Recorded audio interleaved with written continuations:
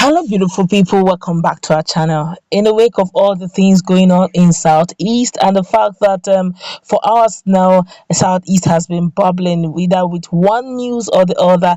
It happened in Owerri, it happened in Enugu, it also happened in Ebonyi, and it looks like everybody is talking at the same time. Southeast seem to be the vocal point right now, and that has led to one of the media persons of the president to speak. And what she's saying, I do not know if a lot of Southeasterners would agree to what she's saying, but she had said to relive history, and she's telling the whole world that there shall be no more Biafras, and never, according to her words, I'm picking her words and said, never will, there will never be Biafra again. We'll find out in a moment why she's saying what she's saying and what she picked up in history that is giving her the confidence to insist and tell anyone who cares to listen that there will never be Biafra again. But before going to the newspaper to find out what it is that Lauretta, Onochie, the senior special assistant on social media to the president, has got to say, like and subscribe to our channel by clicking on the red subscribe button. Beside it, you will see bell notification icon. Please go ahead, click on it to get notified as soon as we update our channel on YouTube. Well, Lauretta Onochie, senior special assistant on social media to the president, Major General Muhammad Buhari, retired, says there will never be a Republic of Biafra again. She stated this on Monday following emo attacks, which the police have accused the members of the indigenous people of Biafra of being the masterminds, those behind the Imo State prison break, according to the police. The police force. I'm not sure who is from southern Nigeria. Showed a video where the then head of state Yakubu Gowon receiving the then Biafran Vice President Major General Philip F. Young, who facilitated the surrender of the Biafran state to Nigeria in 1970. F. Young had assumed leadership of the secessionist state after the Biafran leader Colonel Chukwuemeka Ojukwu fled to Ivory Coast in the heat of the Civil War. The very day nails were put in the coffin, he said that's the very day nails were put in the coffin of Biafra. There will never be Biafra again. Never, the president aide captioned the video. Dissatisfied over the Nigerian state and the quest for sovereignty had led Ojukwu to declare the exit of the Republic of Biafra from Nigeria in May 1967. The Biafran territory essentially comprised the southeast region of Nigeria then. The declaration led to so much chaos that lasted 2.5 years as the Nigerian state under Gowon had to unify the soul of the country using state powers and military might. Well, the whole chaos ended in January 1970 with the southeast region back in Nigeria, but the civil chaos left a ghoulish imprint on the Nigerian history with squalid tales of blood, hunger, horror, sorrow, and more death. However, decades later, secessionist agitations resurfaced in the southeast. The agitation this time is being championed by the leader of the indigenous people of Biafra, Nnamdi Kanu.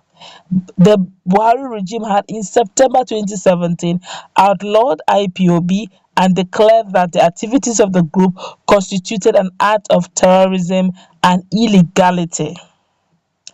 Before then, Kanu was arrested and jailed but was later released from the Kuje prison in Abuja after meeting bail conditions. The IPOB leader later left the country and has been operating from overseas. Of late, IPOB, that's Indigenous People of Biafra, formed the Eastern Security Network, but the security outfit has no backing of the governors of the Southeast. It has therefore been at loggerheads with the state-authorized security agencies like the police and the army. Now, let me quote what Lauretta Onochie said, what verbatim.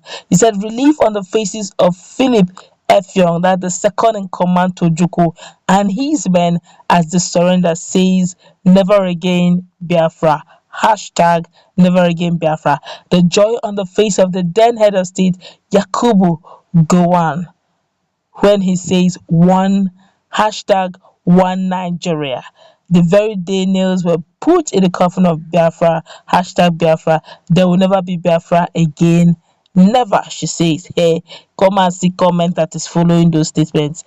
All right, you have heard what Lauretta Onochie has got to say. She actually went way back into history and mentioned some little things, one or two things that went down a little, but then she now said, to cap it all, she said both parties, where they said no victor, no vanquish, where those who are supposed to be holding fund for Biafra had come in and said, okay, never again Biafra. But the truth is, there's something that led to the agitation then. And shutting them down forcefully will not stop. You may, just my personal opinion now, you may shut these particular agitators now. What about the next generation? What about generations to come? What about the two generations, three generations from now? They will pass it on to their children, to their children, children. So I'm sure at some point, Nnamdi Kanu must have heard the history or the story that had given rise to the agitation again. The truth is, if you want to settle such issues of agitations and secession, why not deal with it from its root? Don't do surface shuffling. Don't try to appease or force them force them to shut their mouth up now and think that there may not be some persons who will decide to question the status quo. Call everybody, all stakeholders, at the round table discussion and find out why are they agitating. There's always a reason for agitation. There's always a reason why they're disgruntled. There's a reason why they said no victor, no vanquished, and yet some set of persons are being marginalized. Not just This is not just a Biafran case. Oduduwa is there also agitating. Some parts of Oduduwa, some parts of Yoruba Southwest are also calling for secession.